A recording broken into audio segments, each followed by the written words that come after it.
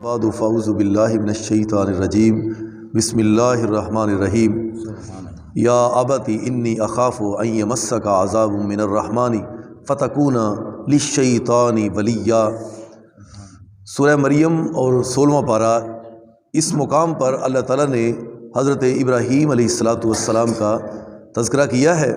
انہوں نے اپنے والد اس کے سامنے کیسا انداز اپنایا، کیسی گفتگو کی، یعنی دعوت بھی ہے اور گفتگو کا انداز اور طریقہ اور سلیقہ بھی، یعنی بات بات پر بڑے ہی ادب سے کہا یا آبا تھے۔ جب ان کو دعوت دے رہے ہیں، ابا جان جو سنتے دیکھتے نہیں آپ ان کی عبادت کیوں کرتے ہیں؟ تو پھر فرمایا ابا جان جو اللہ نے مجھ کو علم عطا فرمایا وہ آپ کو تو نہیں عطا فرمایا، تو میں آپ کو صراط مستقیم کی طرف دعوت دیتا ہوں۔ جس کی آپ کو بھول لگی ہے اے میرے ابا جان، وہی تو راہ حق ہے جس سے آپ بھولے ہوئے ہیں اور میں آپ کو دکھانا چاہتا ہوں۔ اے میرے ابا جان آئیے۔ تو ایک داعی جو دعوت دینے والا ہے وہ انتہائی نرم مزاج ہونا چاہیے، اچھے انداز میں اپنی گفتگو کو پیش کرے کہ وہ سننے والے کے اندر اثر انداز ہو جائے۔ تو اس لیے کہا اے ابا جان کہیں ایسا نہ ہو کہ رحمان کا عذاب تم کو پکڑ لے، ایسا نہ ہو۔ لہذا قال اراغب انت عن آلہتی، اے ابراہیم تم جو میرے معبود ہیں ان سے بے رغبتی کرتے ہو، روگردانی کرتے ہو۔ لئن لم تنتہی، یعنی اتنا اچھے انداز میں سمجھانے کے باوجود بھی مشرک باپ جو ہے وہ سیدنا ابراہیم علیہ السلام جو ان کے بیٹے نبی ہیں ان کو کہتے ہیں کہ آپ مجھ کو میرے معبودوں سے روکتے ہو، منع کرتے ہو، یعنی بجائے سمجھنے کے انداز دیکھو جواباً کتنا برا انداز ہے۔ یہ اس بندے کا انداز ہے جو ہدایت سے بہت دور ہوتا ہے۔ جو ہدایت جس کو مل جائے وہ سمجھتا ہے کہ جو راہ حق مجھ کو ملا ہے میرے اس بھولے ہوئے بھائی کو بھی یہ مل جائے، اور قرآن و سنت کی جو لائن ہے، سڑک ہے، اللہ اس کو بھی عطا فرمائے۔ تو اس لیے انداز ان کا یہ ہے۔ کہنے لگے اگر تم باز نہ آئے لئن لم تنتہی لارجمنک، یہ ایک بہت بڑی دھمکی ہے کہ میں تم کو پتھر مار مار کر رجم کر دوں گا ابراہیم علیہ السلام، اگر تم باز نہ آئے تو میں تمہیں ایسی سزا بھی دوں گا۔ وَاہْجُرْنِی مَلِیًّا، اور مجھے ایک لمبی مدت چھوڑ کے یہاں سے چلے جاؤ، میری آنکھوں سے دور ہو جاؤ، قطعاً مجھ سے یہ بات نہ کرو۔ یعنی انداز دیکھو، ہر دور میں انبیاء انسانیت کی ہدایت کے لیے لوگوں کو دعوت دیتے آئے، اور انداز دیکھو قوموں کا کہ قوموں نے اپنے نبیوں کے ساتھ کیسے رویے اختیار کیے، کیا کیا کیا قوموں نے، پتھر مارے، ستایا گیا اور ان کو تنگ کیا گیا۔ اب باپ ہے، قوم تو دور کی بات ہے، باپ کہہ رہے اپنے بیٹے حضرت ابراہیم علیہ السلام کو کہ میں تم کو پتھر مار مار کر مار دوں گا۔ ابا جان کیا وجہ ہے، تم انہوں اقرا بل کیوں بلانا ہے، اقرا اپنی دعوت کیوں دینا ہے؟ ساڑھے باپ دادا ایویں سن، انیاں مورتیاں، انے پتھر، انے خدا، انے معبود، انہاں کے متھے ٹیکنے، انہاں کو مدتاں منگنیاں، انہاں کو سارا کچھ کرنا، وہ سارا کچھ فضول ہی سی۔ لہٰذا صراط مستقیم یہ ہے جو نبیوں کی دعوت ہے، اور ہر دور میں نبی اپنی قوموں کو یہی کہتے رہے، اے قوم یا قوم اعبدوا اللہ، اے میری قوم اللہ کی عبادت کرو۔ یہ جتنے تم نے معبودان باطل بنائے سب جھوٹے، ان کی عبادت نہیں کرنی۔ اللہ نے نبیوں کو اسی لیے مبعوث کیا، بھیجا کہ وہ لوگوں کو، انسانیت کو جو تاریکیوں میں ہے، ظلمات میں ہے، اندھیروں میں ہے، وہاں سے نکال کر ہدایت کی روشنی میں لے آئیں۔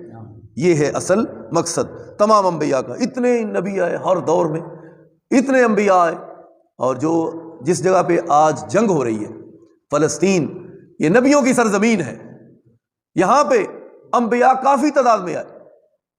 حضرت سلیمان علیہ السلام انہوں نے یہ تعمیر کیا، قبلہ اول بیت المقدس، اور ہمارے نبی جناب محمد الرسول اللہ صلی اللہ علیہ وسلم نے حضرت آدم سے لے کے حضرت عیسیٰ پیغمبر تک اللہ نے اپنی قدرت سے، یہی ہے، یہ بھی ایک معجزہ ہے، سب کو جمع کیا کس جگہ پہ، وہیں فلسطین پہ بیت المقدس کے اندر، اور نبی صلی اللہ علیہ وسلم وہاں موجود ہیں۔ جبریل امین نے اذان پڑھی تو حضور صلی اللہ علیہ وسلم، اب سب کا دین ہے، شاید حضرت آدم جماعت کروائیں، حضرت نوح جماعت کروائیں گے، حضرت ابراہیم وہ بہت بڑے نبی ہیں تو شاید وہ جماعت کروائیں۔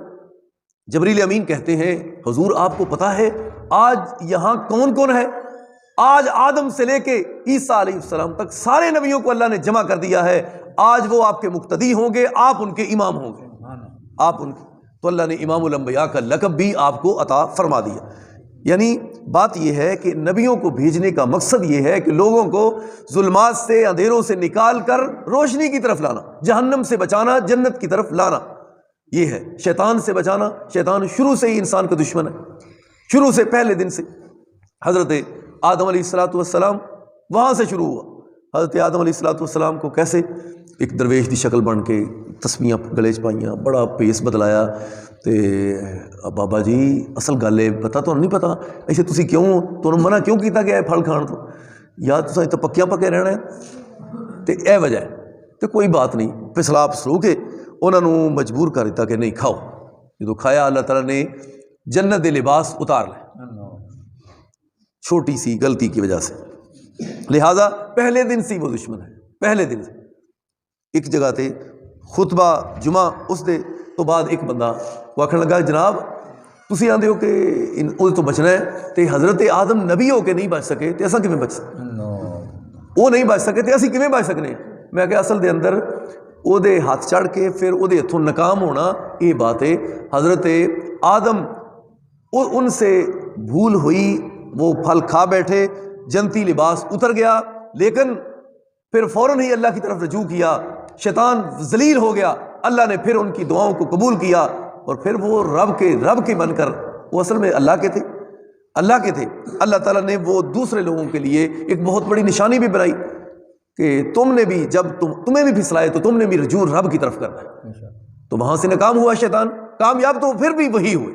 تو اس لیے ایک مومن کو بھی وہ اکساتا ہے، نماز میں بھی وہ وسط سے ڈالتا ہے اور مقامات غلط خیالات، تو لہٰذا جب بھی ایسا خیال شیطان کی طرف سے آئے تو اعوذ باللہ من الشیطان الرجیم، اور اس طرح کر کے نبی صلی اللہ علیہ وسلم نے فرمایا اس طرح کرنا ہے، اعوذ باللہ لا حول ولا قوۃ، ان بجدا ہے جویں تیر جا کے بجدا ہے، اور جس وقت تو سجدہ کرنا ہے اس وقت شیطان چیخو پکار کرتا ہے، روتا ہے آدم کا بیٹا کامیاب ہو گیا، میں نہ کرنے کی وجہ سے ناکام ہو گیا۔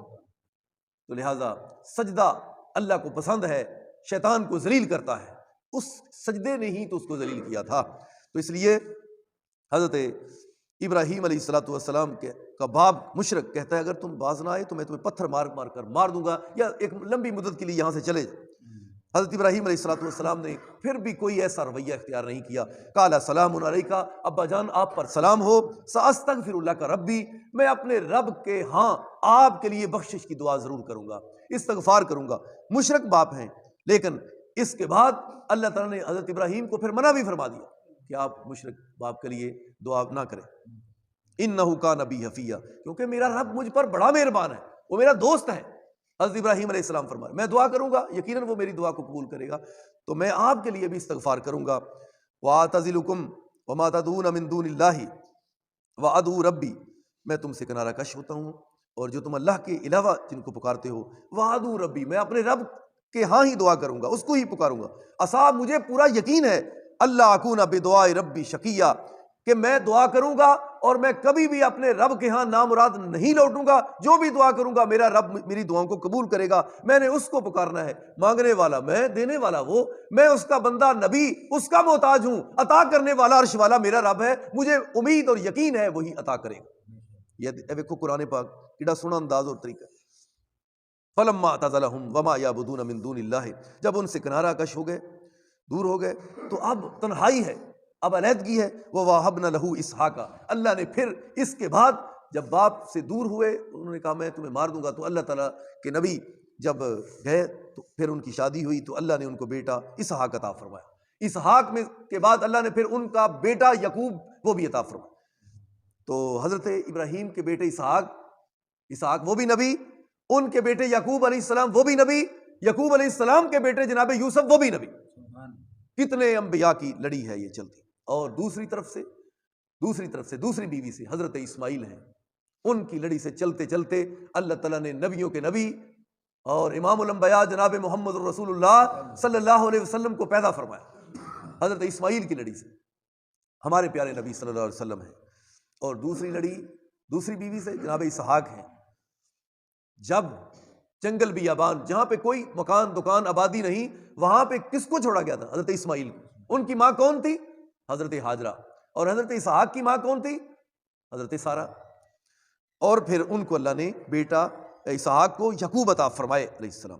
وَكُلًّا جَعَلْنَا نَبِيًّا، اللہ تعالیٰ نے فرمایا ہم نے سب کو نبی بنایا، وَوَهَبْنَا لَهُم مِّن رَحْمَتِنَا وَجَعَلْنَا لَهُم لِسَانَ صِدْقٍ عَلِيًّا، اور ہم نے اپنی رحمت کا حصہ بھی ان کو عطا فرمایا، اللہ کی رحمت بھی ملی، اور اللہ تعالیٰ نے بلحاظ شہرت ان کو بہت زیادہ عظمت و شان اور شہرت بھی عطا فرمائی، بلندی بھی عطا فرمائی۔ آخر دعوانا الحمدللہ رب العالمین۔